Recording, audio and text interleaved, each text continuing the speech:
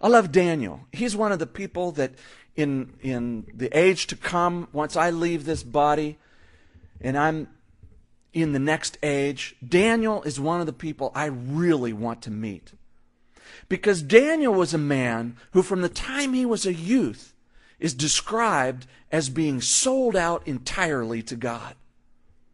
As a youth, he refuses, at risk of death, the food provided by Nebuchadnezzar and his people, saying, no, we will not eat those things. They're not kosher, and God is not leading us to do that. We will not.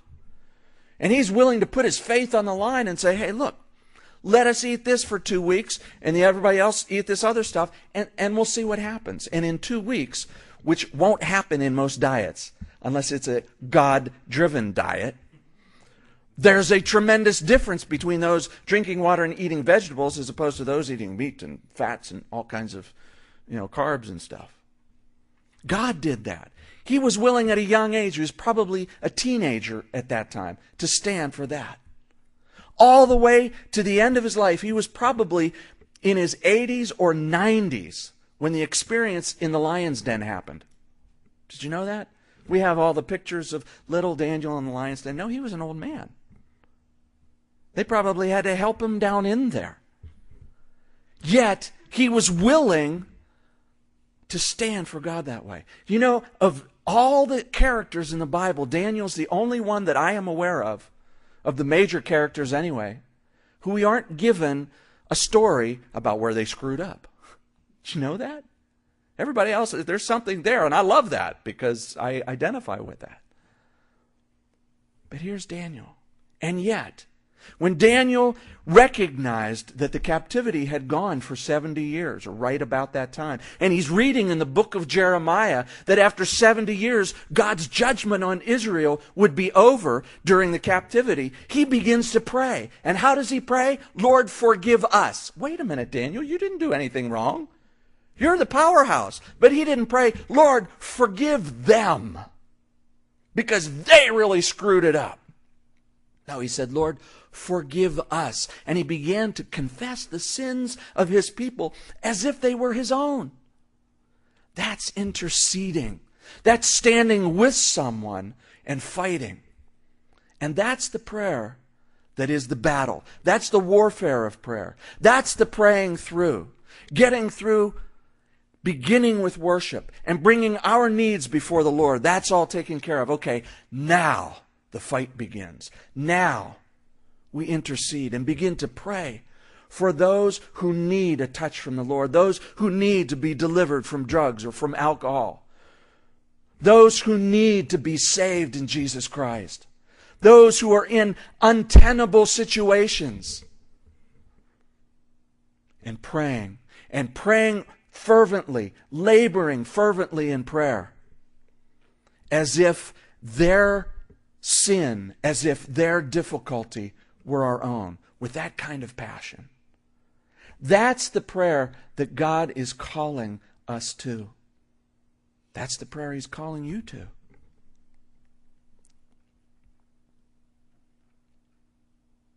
That's the what of prayer. And you're going, weren't there 5? What, who, what, boy. Maybe I won't get to the game. The rest we'll cover very quickly. Where? Well, Jesus said, go into your closet. Maybe your closet's not big enough, or maybe there's a lot of other stuff in that closet that would take you too long to take that stuff out, or you get diverted and go, man, I really ought to clean this closet instead of pray. No, the idea is in a secret place, in a place set apart, quiet, difficult to find sometimes. You've got to be ingenious sometimes. For a while our household was pretty full with children and lots of activity, I found that in the morning, leaving the house and walking in the neighborhood was my best time to pray. It was great. It was a quiet time when I could be alone with God in the secret place. Prayer is not to impress others. What about the who of prayer? The who? Well, I kind of took the Musketeers, Three Musketeers saying, and kind of worked it around a little bit to come up with this. All can pray, and pray for all. Everybody can pray. You don't have to be an impressive prayer.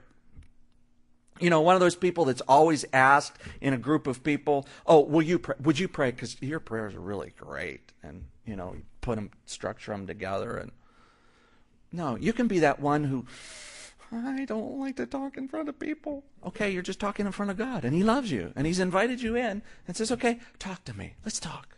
Let's communicate. I want to hear what you have to say. Wow. Everyone can and should pray. And we can pray for anyone. No one is excluded. You could pray for anyone that you know. You could pray for people you don't know. No one is excluded from prayer. But let me say this about that. And that is that prayer should be specific enough so that it's not pray for everyone, like all at the same time. Well, the only way I can pray for everyone and is, okay, Lord, just bless the whole world. Okay, Lord? No, prayer is to be specific. Lord, I know what's going on in this person's life through whatever reason. And Lord, I pray that you would move in their life. And prayer specific for specific needs. Specific names. Bring names before the Lord. Don't exclude anyone in your prayer. When? The when of prayer. Anytime. All times. Anytime. But don't let just those quick prayers that you can pray while driving safely or pray when you're at work or anything like that. Don't let those be your only prayers. Find that secret quiet time as well. Got to have that. Because prayer is a conversation with God, and so it is listening to what He says as well as speaking your words to Him. So it could be any time, but there also needs to be an established time. And then finally there's the how. The how? Well, Romans 8 tells us this. Likewise, the Spirit also helps us in our weaknesses. For we do not know what we should pray for as we ought. How true is that? Someone shares a situation with me and says, Pastor, would you pray for me? And the first thing that I do in my mind is I say, Lord, help me. I don't know what I ought to pray for this situation. I don't know. Just because I'm a pastor doesn't mean I know everything. It doesn't mean I know how to pray specifically. But you know what? There is someone who knows. There is someone who knows. It is the Spirit of God. We do not know what we should pray for as we ought, but the Spirit Himself makes intercession for us with groanings which cannot be uttered. Now He who searches the hearts knows what the mind of the Spirit is, because He makes intercession for the saints according to the will of God. The Spirit of God leading us in prayer will lead us to pray according to God's will. So prayer should be an exercise in allowing the Spirit of God to lead us. That's a great acknowledgement during the worship of prayer, which is to say, Father, by your Spirit, lead me in prayer, that I might pray according to your will, that I might pray the things that are on your heart and not just on mine. I got to tell you, when you pray like that honestly from your heart, things will come into your mind that you haven't thought of before. But these ones aren't distractions. These aren't the laundry in the basement. These are a person that you talked to, that you forgot about, but at the time that you talked to them, you looked in their eyes and thought, boy, there's something going on there. They're hurting. It's someone you hadn't thought of for years. But you begin to pray for them, and you will find out later that they're going through some terrific struggle in their life.